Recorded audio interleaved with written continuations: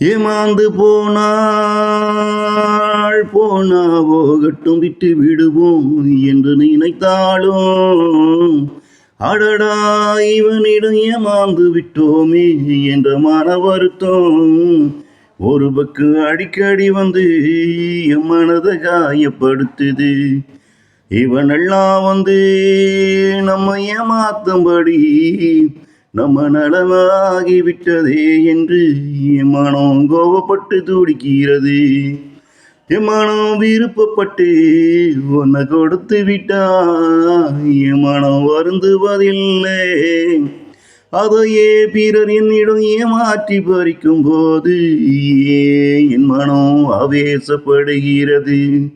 இரண்டுமே எனக்கு இழப்பு தான், இருந்தாலும் என் மனம் இரண்டையும் பிரித்து பார்ப்பது அதற்குத்தான் எனக்கு தெரியல.